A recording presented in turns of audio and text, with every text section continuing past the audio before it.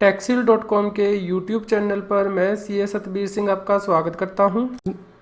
इस GST news में हम लोग डिस्कस करेंगे कि आपको जीएसटी डिमांड ऑर्डर के अगेंस्ट अपील किस प्रकार फाइल करनी है। सबसे पहले हम फ्रीक्वेंटली आस्क्ड क्वेश्चंस को देखेंगे, उसके बाद ट्यूटोरियल देखेंगे कि अपील किस प्रकार फाइल करनी है। जीएसटी के अंतर्गत अपीलेट अथॉरिटी को अपील कौन फाइल कर सकता है। जीएसटी एक्ट के अंतर्गत कोई भी टैक्स पेयर इवन के अनरजिस्टर्ड पर्सन भी अपील फाइल कर सकता है। यदि जीएसटी ऑफिसर ने उसके अगेंस्ट कोई ऑर्डर पास किया है तो वह 3 महीने के अंदर, जब वह ऑर्डर उसे कम्युनिकेट हो जाएगा, उसके 3 महीने के अंदर वह अपीलेट अथॉरिटी के पास अपील फाइल कर सकता है। अपीलेट अथॉरिटी के सामने अपील को फाइल करने के लिए क्या प्री कंडीशंस हैं। अपीलेट अथॉरिटी के सामने अपील को फाइल करने के लिए ऑर्डर एडजुडिकेटिंग अथॉरिटी के द्वारा टैक्स पेयर के लिए या फिर अनरजिस्टर्ड पर्सन के लिए पास किया जाना चाहिए। यदि आप जीएसटी एक्ट के अंतर्गत जीएसटी ऑफिसर के ऑर्डर के अगेंस्ट अपील फाइल करना चाहते हैं तो ये आप कहां जाके फाइल करेंगे। इसके लिए आपको जीएसटी पोर्टल पर जाना है, वहां पे सर्विस टैब में जाना है, यूजर सर्विस में जाना है, माई एप्लीकेशन टैब पर क्लिक करना है। उसके बाद आपको अपील टू अपीलेट अथॉरिटी को सिलेक्ट करना है और न्यू एप्लीकेशन बटन पर क्लिक करना है। जीएसटी पोर्टल पर अपील के स्टेटस क्या क्या हो सकते हैं। यहाँ पे कई स्टेटस हो सकते हैं। यदि अपील फॉर्म सक्सेसफुली फाइल कर दिया गया है तो अपील सबमिटेड आएगा। यदि अपील फॉर्म सक्सेसफुली एडमिट कर लिया गया है तो अपील एडमिटेड का स्टेटस आएगा। अपील फॉर्म को यदि रिजेक्ट कर दिया जाता है तो अपील रिजेक्टेड का स्टेटस आएगा। यदि हियरिंग नोटिस इशू कर दिया गया है तो हियरिंग नोटिस इशू का स्टेटस आएगा। यदि काउंटर पार्टी ने रिप्लाई किया है नोटिस के अगेंस्ट तो काउंटर रिप्लाई रिसीव्ड का स्टेटस आएगा। यदि शो को नोटिस इशू किया गया है तो शो को नोटिस इशू का स्टेटस आएगा। यदि अपील को कंफर्म किया गया है, मॉडिफाई किया गया है या रिजेक्ट किया गया है तो अपील ऑर्डर पास्ड का स्टेटस आएगा। यदि हियरिंग की अर्जनमेंट की गई है और नेक्स्ट डेट जो है वो ग्रांट की गई है तो उस केस में अर्जनमेंट ग्रांटेड का स्टेटस आएगा। यदि एप्लीकेशन रेक्टिफिकेशन के लिए फ़ाइल की गई है तो रेक्टिफिकेशन रिक्वेस्ट रिसीव्ड का स्टेटस आएगा। यदि एप्लीकेशन रेक्टिफिकेशन के लिए रिजेक्ट कर दी गई है तो रेक्टिफिकेशन रिक्वेस्ट रिजेक्टेड का स्टेटस आएगा। यदि अपील ऑर्डर को रेक्टिफाई किया गया है तो रेक्टिफिकेशन ऑर्डर पास का स्टेटस आएगा। डिमांड ऑर्डर के अगेंस्ट सबमिटेड अपील को मैं कहाँ पे जाके देख सकता हूँ। इसके लिए आपको जीएसटी पोर्टल पर जाना है, सर्विस टैब में जाना है, यूजर सर्विस में जाना है, माई एप्लीकेशन में जाना है। उसके बाद आपको अपील टू अपीलेट अथॉरिटी को सिलेक्ट करना है और वहाँ पे जो डेट है वो एंटर करनी है और सर्च बटन पर क्लिक करना है। यदि अपील को विद इन टाइम फाइल नहीं किया जा सका है तो उस केस में क्या किया जा सकता है। यदि आप अपील को 3 महीने के अंदर नहीं फाइल कर पाए हैं तो उसके लिए आप डिले की कंडोनेशन के लिए एप्लीकेशन लगा सकते हैं अपीलेंट अथॉरिटी के पास। उस केस में अपीलेंट अथॉरिटी मैक्सिमम 1 महीने के लिए आपको अलाउ कर सकती है, यानी कि जब आपका अपील फाइलिंग का पीरियड एक्सपायर हो गया तो उसके एक्सपायर होने के 1 महीने के अंदर अंदर वह आपकी जो डिले है उसे कंडोन कर सकती है। यदि मैं अपील फाइल कर देता हूँ तो मुझे फाइनल एक्नॉलेजमेंट कब मिलेगी। यदि आप अपील फाइल कर देते हैं तो उस केस में ईमेल और एसएमएस टैक्स पेयर और अनरजिस्टर्ड पर्सन को भेजा जाएगा। फाइनल एक्नॉलेजमेंट तभी मिलेगी जब आप डॉक्यूमेंट और अपील 7 दिन के अंदर अंदर अपीलेट अथॉरिटी के पास सबमिट कर देंगे या डॉक्यूमेंट चेक किए जाएंगे, उसके बाद ही फाइनल एक्नॉलेजमेंट इशू की जाएगी। अपील फाइल हुई तभी मानी जाएगी यदि फाइनल डॉक्यूमेंट यानी कि फाइनल एक्नॉलेजमेंट नंबर इशू कर दिया जाता है जिसमें कि अपील नंबर मेंशन किया जाएगा। यदि मैं अपील फाइल करता हूं तो क्या मुझे 10% डिस्प्यूटेड अमाउंट डिपॉजिट कराना होगा। जी हाँ, आपको जो 10% डिस्प्यूटेड अमाउंट है वो अपील फाइल करने से पहले डिपॉजिट करना होगा। लोअर परसेंटेज भी डिपॉजिट कराई जा सकती है, लेकिन इसके लिए आपको कॉम्पिटेंट अथॉरिटी से अप्रूवल लेना होगा। क्या अपील को फाइल करने के लिए डिजिटल सिग्नेचर सर्टिफिकेट का होना ज़रूरी है। जी नहीं, आप अपील को डिजिटल सिग्नेचर सर्टिफिकेट या फिर इलेक्ट्रॉनिक वेरिफिकेशन कोड के साथ फाइल कर सकते हैं, लेकिन कंपनीज और लिमिटेड लायबिलिटी पार्टनरशिप्स के लिए डीएससी का होना ज़रूरी है। अब हम डिस्कस कर लेते हैं कि आप जीएसटी एक्ट के अंतर्गत अपील जीएसटी पोर्टल पर किस प्रकार फाइल कर सकते हैं। सबसे पहले आपको जीएसटी पोर्टल पर जाना है और वहाँ पे लॉगिन करना है अपने यूज़र आईडी और पासवर्ड के साथ। जैसे ही आप जीएसटी पोर्टल पर लॉगिन करेंगे उसके बाद सर्विस टैब में जाना है, यूज़र सर्विसेज में जाना है और माई एप्लीकेशन टैब पर क्लिक करना है। उसके बाद आपको यहाँ पे ये एप्लीकेशन टाइप यहाँ पे सिलेक्ट करनी है, अपील टू अपीलेट अथॉरिटी और न्यू एप्लीकेशन कमांड पर क्लिक करना है। जैसे ही आप यहाँ पे क्लिक करेंगे उसके बाद आपको यहाँ पे ऑर्डर टाइप करना है, सिलेक्ट करना है ऑर्डर टाइप और ऑर्डर नंबर यहाँ पे डालना है। ऑर्डर टाइप में आप डिमांड ऑर्डर सेलेक्ट करेंगे और ऑर्डर नंबर जो है वो यहाँ पे एंटर करेंगे। जैसे ही आप यहाँ पे सर्च बटन पर क्लिक करेंगे उसके बाद जो ऑर्डर है वो आपके सामने ओपन हो जाएगा। अपील टू अपीलेट अथॉरिटी के लिए जो फॉर्म है यानी कि GST APL 01 फॉर्म, यह आपके सामने ओपन हो जाएगा। यहाँ पे आप PDF फॉर्मेट में ही जो लेक्चर है वो यहाँ पे अपलोड कर सकते हैं। साइज़ मैक्सिमम 5 MB तक हो सकता है।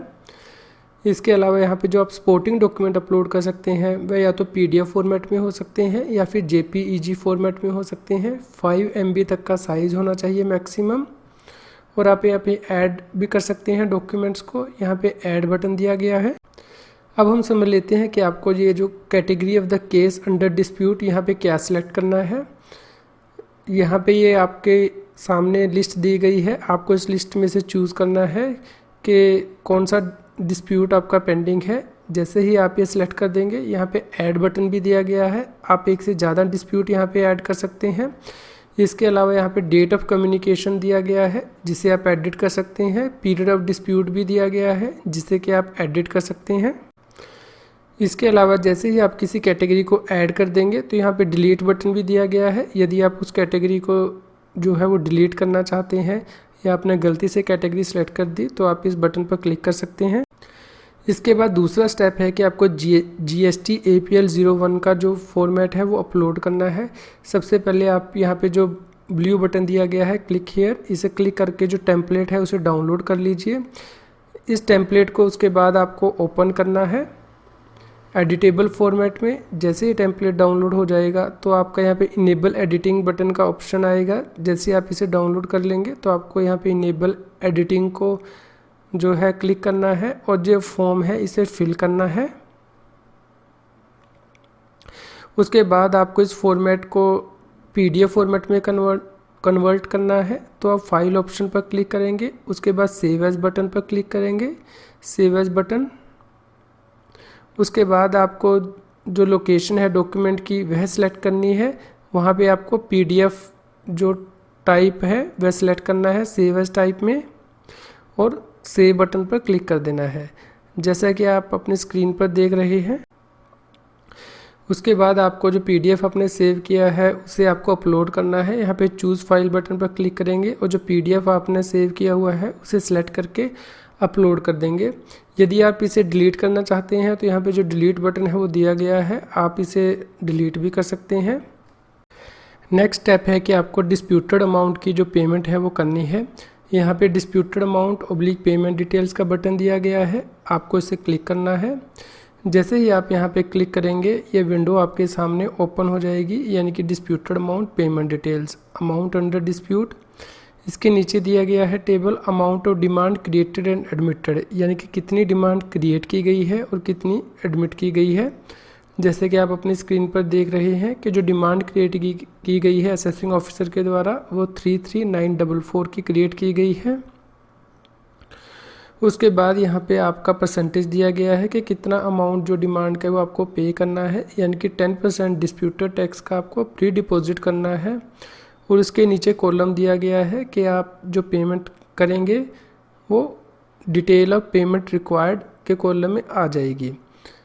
यहाँ पे detail of payment admitted amount and pre deposit का टेबल भी दिया गया है।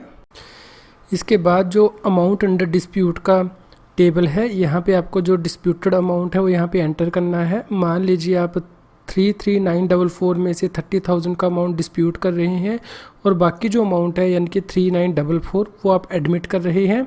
तो जो अमाउंट आप एडमिट कर रहे हैं वह तो आपको पूरा पे करना है, लेकिन जो अमाउंट आप डिस्प्यूट कर रहे हैं उसका 10% आपको पेमेंट करना है। तो इस प्रकार आप यहाँ देखेंगे जो एडमिटेड अमाउंट है वो 3944 हो गया है और यहाँ पे जो पेमेंट आपको करनी है वो 3944, तो एडमिटेड अमाउंट पूरा आपको पे करना है, लेकिन जो डिस्प्यूटेड अमाउंट है उसका 10% आपको पे करना है। इस प्रकार आपको टोटल 6944 की यहाँ पे पेमेंट करनी है। इस एग्जांपल में प्री डिपॉजिट करना है। जो अमाउंट डिस्प्यूट में है उसके नीचे यहाँ पे ये स्क्रॉल बार दिया गया है, आप ये स्क्रॉल करके एंड में भी जा सकते हैं। इसके बाद आपको कैश को या फिर इनपुट एज क्रेडिट लेजर को यूटिलाइज़ करना है ताकि आप इस डिमांड को पे कर सकें। यहाँ पे आपको ये दिखाई दे जाएगा कि डिस्प्यूट के अंदर अमाउंट कितना है और amount of demand created and admitted कितनी है, और उसके बाद आपकी जो पेमेंट है कितनी आपको करनी है। यहाँ पे आप लास्ट में स्क्रॉल करके जाएंगे तो ये आपको दिखाई दे जाएगा।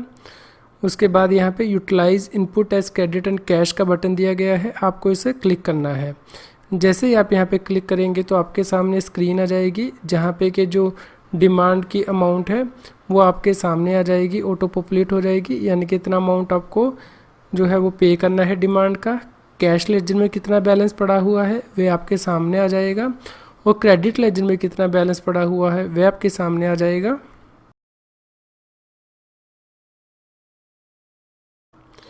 मान लीजिए आप जो टोटल डिमांड है 6944 की, इसमें से जो 6000 रुपीज़ है वो आप कैश में पे करना चाहते हैं, तो आप ये जो कैश लेजर है यहाँ पे नीचे स्क्रॉल करेंगे और एंड में आप 6000 रुपीज़ जो है यहाँ पे एंटर कर देंगे। और बैलेंस जो अमाउंट है 944 का वो मान लीजिए आप इनपुट एज क्रेडिट से पे करना चाहते हैं, तो आपको जो स्क्रॉल करना है ये क्रेडिट लेजर बैलेंस यहाँ से स्क्रॉल करना है और एंड में जाना है। जैसे ही आप अमाउंट यहाँ पे 944 इनपुट एज क्रेडिट लेजर में एंटर कर देंगे तो उसके बाद आपको सेटअप बटन पे क्लिक करना है, जिससे कि जो अमाउंट है वो सेटअप हो जाएगा। जैसे कि आप अपनी स्क्रीन पर देख सकते हैं कि 6944 की लाइबिलिटी थी, 6000 रुपीज़ आपने कैश के थ्रू पे किया है और 944 आपने इनपुट एज क्रेडिट लेजर के थ्रू पे किया है। जैसे ही आप यहाँ पे सेटअप बटन पे क्लिक करेंगे तो एक कंफर्मेशन मैसेज आपको दिखाई देगा, आपको इसको ओके करना है। उसके बाद जो पेमेंट रेफरेंस आईडी है वो जनरेट हो जाएगा। जैसे ही ये पेमेंट रेफरेंस आईडी जनरेट होता है तो यहाँ पे जो बैक बटन है सबसे नीचे में ये आपको प्रेस करना है। इसके बाद आपको सपोर्टिंग डॉक्यूमेंट को जो है वो अटैच करना है। यहाँ पे यह जेपीजी और पीडीएफ फॉर्मेट में हो सकते हैं, 5 MB तक। मैक्सिमम 4 सपोर्टिंग डॉक्यूमेंट्स आप अटैच कर सकते हैं। बाकी यदि डॉक्यूमेंट्स हैं तो आपको हार्ड कॉपी उनकी हैंडओवर करनी होगी। यहाँ पे आपको डॉक्यूमेंट जो है वो चूज़ करने हैं और उसके बाद यहाँ पे ऐड डॉक्यूमेंट का बटन दिया गया है, आप यहाँ पे डॉक्यूमेंट्स ऐड भी कर सकते हैं। यदि आप डॉक्यूमेंट को डिलीट करना चाहते हैं तो यहाँ पे डिलीट बटन दिया गया है। उसके बाद आपको अपनी एप्लीकेशन को प्रीव्यू करना है तो आप सबसे नीचे में जाएंगे और यहाँ पे प्रीव्यू का बटन दिया गया है, आपको इसे क्लिक करना है। उसके बाद जो आपने GST APL 01 की अपील फाइल की है उसका जो प्रीव्यू है वो ओपन हो जाएगा, आप इसे चेक कर सकते हैं। उसके बाद आपको जो ऑथराइज सिग्नेटरी है यहाँ पे उसे टिक करना है और जो नेम है वो चूज़ करना है और प्लेस चूज़ करना है और ये प्रोसीड टू फाइल बटन पर क्लिक करना है। जैसे ही आप ये प्रोसीड बटन पर क्लिक करेंगे उसके बाद आप इसे फाइल कर सकते हैं डिजिटल सिग्नेचर सर्टिफिकेट के साथ या फिर इलेक्ट्रॉनिक वेरिफिकेशन कोड के साथ। यदि आप DSC के साथ फाइल कर रहे हैं तो आपको DSC को सिलेक्ट करना है और साइन बटन से इसे साइन करना है। यदि आप EVC से इसे वेरीफाई कर रहे हैं तो 1 टाइम पासवर्ड आपके ईमेल और मोबाइल पे आएगा, उसे वैलिडेट करना है। उसके बाद आपका जो है फॉर्म वो फाइल हो जाएगा और प्रोविजनल एक्नॉलेजमेंट जो है वो जनरेट हो जाएगी इस अपील के लिए, जिसे कि आप अपनी स्क्रीन पर रेफर कर सकते हैं। यहाँ से आपको इसे डाउनलोड करना है।